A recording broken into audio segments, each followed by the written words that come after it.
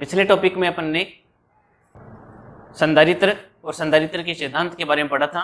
वहां अपने ये जाना था कि संधारित्र 3 प्रकार के होते हैं, जिसमें पहला प्रकार अपने पास है समांतर प्लेट संधारित्र। समांतर प्लेट संधारित्र को अपन परिभाषित करते हैं, जैसा कि नाम है उसी के अनुसार अपन कहेंगे समांतर प्लेट जिस संधारित्र में होती है उसको अपन समांतर प्लेट संधारित्र कहेंगे। अर्थात समान आकार व आकृति की चालक प्लेटें परस्पर समांतर अल्प दूरी पर स्थित हो तो ऐसी युक्ति को अपन समांतर प्लेट संधारित्र कहते हैं। इसको अपन समांतर पट संधारित्र भी कह सकते हैं।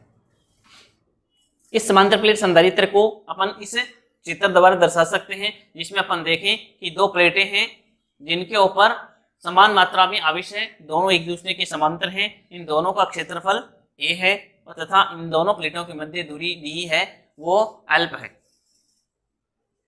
यहाँ इन दोनों प्लेटों का क्षेत्रफल समान है, दोनों पर आवेश की मात्रा भी समान है जो विपरीत प्रकृति की है, इसलिए इन दोनों के लिए पृष्ठ आवेश घनत्व sigma equal to Q upon A क्या होगा, समान होगा। यानी परिमाण इसका समान होगा, जबकि मात्रात्मक रूप से प्लस सिग्मा और माइनस सिग्मा होगा। अब हम इस संधारित्र की धारिता ज्ञात करते हैं। धारिता ज्ञात करने के लिए अपन ये जानते हैं कि C equal to Q upon V होता है। यहां अपन विभव V का मान ज्ञात कर लेते हैं कि इन दोनों प्लेटों के मध्य विभव का मान कितना है। विभव ज्ञात करने के लिए अपन ये देखेंगे कि यहाँ पर आवेश के कारण इन दोनों प्लेटों के मध्य विद्युत क्षेत्र E होता है, तो विभव V equal to E into D होता है। यहाँ अपन विभव V का मान ज्ञात करने के लिए विद्युत क्षेत्र का मान ज्ञात करेंगे और विद्युत क्षेत्र का मान यहाँ रख देंगे तो अपने पास विभव का मान आ जाएगा। विभव का मान अपन यहाँ रखेंगे तो अपने पास धारिता का मान आ जाएगा। तो सबसे पहले अपन ये देखते हैं कि इस समांतर प्लेट संधारित्र के प्लेटों के मध्य व बाह्य भाग में विद्युत क्षेत्र कितना होता है। इसके लिए अपन 3 बिंदु लेते हैं। एक बिंदु इस प्लेट के बाईं ओर ले लेते हैं, एक बिंदु दोनों प्लेटों के मध्य ले लेते हैं और एक दाईं ओर ले लेते हैं। गाउस के नियम के अनुप्रयोग में अपन ने पढ़ा था कि किसी चालक प्लेट के कारण विद्युत क्षेत्र का मान E equal to sigma upon 2 epsilon naught होता है। ये विद्युत क्षेत्र केवल एक प्लेट के कारण है, तो इस प्लेट के कारण विद्युत क्षेत्र और इस प्लेट के कारण विद्युत क्षेत्र अपन इन तीनों बिंदुओं पर ज्ञात करेंगे और उसकी सहायता से अपन ज्ञात कर लेंगे कि विद्युत क्षेत्र कितना है और जिसकी सहायता से विभव का मान प्राप्त हो जाएगा। अब अपन सबसे पहले इन दोनों प्लेटों के मध्य बिंदु पर बात करते हैं। इस बिंदु पर विद्युत क्षेत्र इस प्लस आवेश वाली प्लेट के कारण बाहर की ओर होता है तथा इस माइनस आवेश वाली प्लेट के कारण इसके अंदर की ओर होगा। इसलिए ये दोनों विद्युत क्षेत्र एक ही दिशा में है, तो परिणामी रूप से अपन देखें दोनों प्लेटों के मध्य विद्युत क्षेत्र E equal to sigma upon 2 epsilon naught plus में sigma upon 2 epsilon naught equal to sigma upon epsilon naught होगा। यानी दोनों प्लेटों के मध्य विद्युत क्षेत्र E equal to sigma upon epsilon naught. अब अपन बात करते हैं इस प्लेट के बाईं ओर के बिंदु पर। इस बिंदु को अपन P और इस बिंदु को Q लिख देते हैं।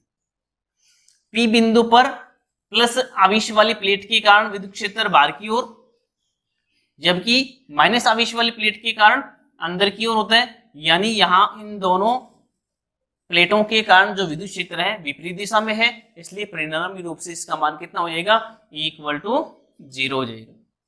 इसी प्रकार से अब इस बिंदु Q पर अपन देखें तो प्लस Q आवेश वाली प्लेट के कारण विद्युत क्षेत्र बाहर की ओर, जबकि माइनस Q आवेश वाली प्लेट के कारण विद्युत क्षेत्र अंदर की ओर होता है। यहाँ भी अपन देखें विद्युत क्षेत्र दोनों बराबर और विपरीत दिशा में है, यहाँ भी परिणामी विद्युत क्षेत्र कितना होगा, 0 होगा। इसका मतलब हो गया कि समांतर प्लेट संधारित्र की दोनों प्लेटों के बाह्य भाग में तो विद्युत क्षेत्र 0 होता है, जबकि आंतरिक भाग में विद्युत क्षेत्र E का मान सिग्मा अपॉन एप्सिलॉन नॉट होता है।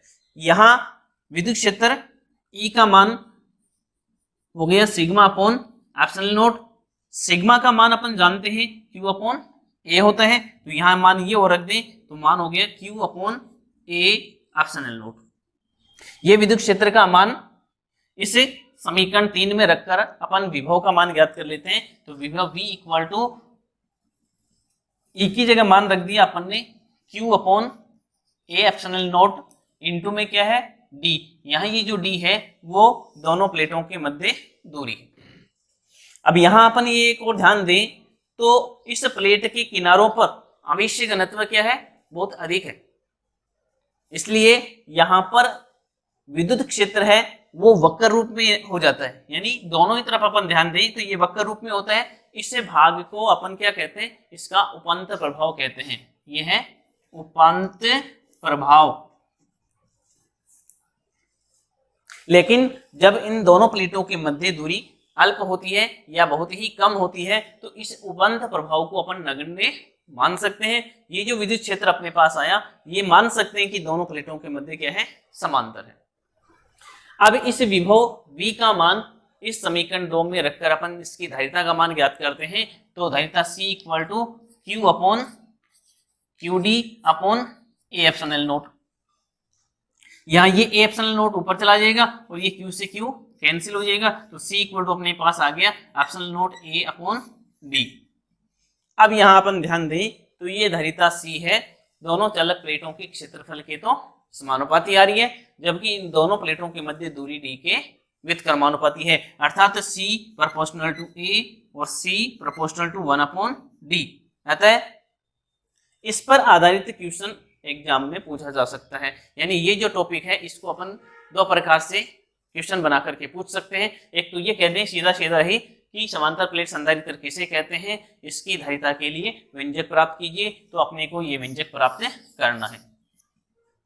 दूसरा ये कह सकते हैं कि समांतर प्लेट संधारित्र किसे कहते हैं, सिद्ध कीजिए कि समांतर प्लेट संधारित्र की धारिता उन दोनों प्लेटों की क्षेत्रफल के समानुपाती जबकि उनके मध्य दूरी के व्युत्क्रमानुपाती होता है।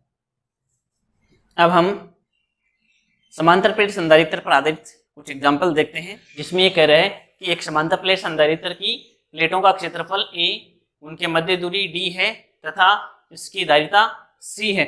यदि इसके क्षेत्रफल को दुगुना और उनके मध्य दूरी को आधा कर दिया जाए तो फिर नई धारिता कितनी होगी, ये ज्ञात कीजिए। अपन ये जानते हैं कि समांतर प्लेट संधारित्र की प्रारंभिक धारिता C equal to A epsilon naught upon D होता है।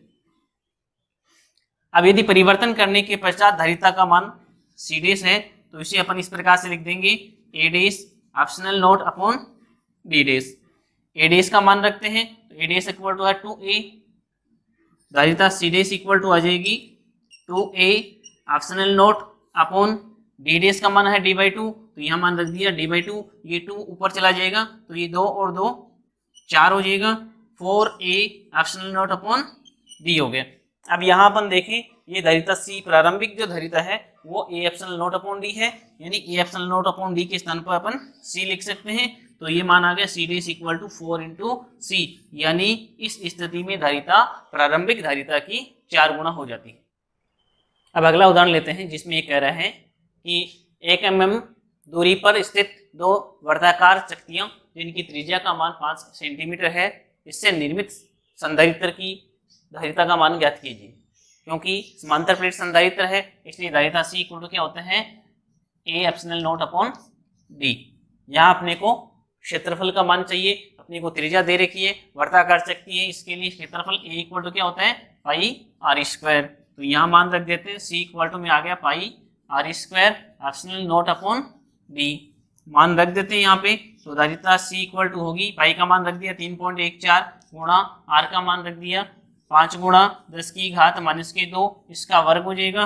और एप्सिलॉन नॉट का मान अपन जानते हैं 8.85 इंटू 10 की पावर माइनस 12 अपॉन D का मान अपन रखें तो D का मान अपने को दे रखा है 10 की घात माइनस के 3, या फिर C इक्वल टू आ जाएगा 3.14 गुणा 5 का वर्ग कर दिया आ गया 25 गुणा 10 की घात माइनस के 4 हो गई गुणा 8.85 गुणा 10 की घात माइनस के 12 है। इसमें से ये 3 घातें ऊपर जाएंगी तो प्लस की हो जाएंगी, माइनस की 9 बचेंगे।